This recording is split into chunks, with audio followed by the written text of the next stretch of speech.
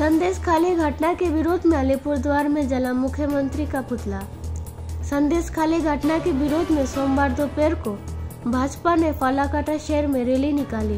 ओबी salon में चल रहा है Valentine offer. Facial, manicure, pedicure, colouring, hair treatment आदि में बड़ी छूट के साथ आकर्षक पैकेज ऑफर 14 फरवरी तक लागू। फालाकाटा के पार्टी कार्यालय से एक धिक्कार जुलूस फालाकाटा शहर की परिक्रमा करते हुए फालाकाटा मुख्य सड़क यातायात चौराहे पर आया और मुख्यमंत्री ममता बनर्जी का पुतला जलाया।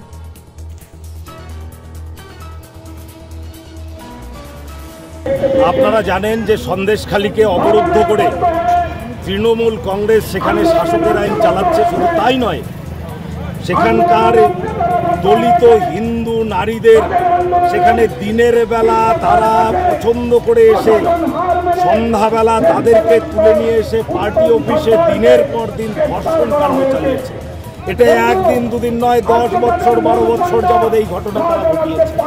সেখানকার মায়েরা আজকে বাধ্য হয়ে তারা রাস্তায় নেমে এসেছে। আজকে তাদেরকে সমর্থন করার জন্য ভারতীয় জনতা পার্টির এই আন্দোলন। আপনারা জানেন আজকে অন্যায়ভাবে মাননীয় বিরোধী দলনেতা শুভেন্দু অধিকারী সহ 6 জন বিধায়ককে সাসপেন্ড করা হয়েছে। তারা যখন দাবি করেছিল যে বিধানসভায় সন্দেশখালী নিয়ে আলোচনা করতে হবে, তাদের আলোচনা করতে দেয়নি, তাদেরকে সাসপেন্ড করা হয়েছে। তার বিরুদ্ধে আজকে আমাদের এই আন্দোলন চলছে। আপনারা জানেন আজকে মাননীয় বিরোধী দলনেতা সহ ভারতীয় জনতা পার্টির 60 জন বিধায়ক সন্দেশখালী যাচ্ছিলেন। তাদেরকে সন্দেশখালী 60 কিলোমিটার আগে বাসন্তী হাইওয়েতে তাদেরকে আটকে দেওয়া হয়েছে অন্যায়ভাবে। সেখানে 144 ধারা ছিল না, তা সত্ত্বেও তাদের আটকানো হয়েছে।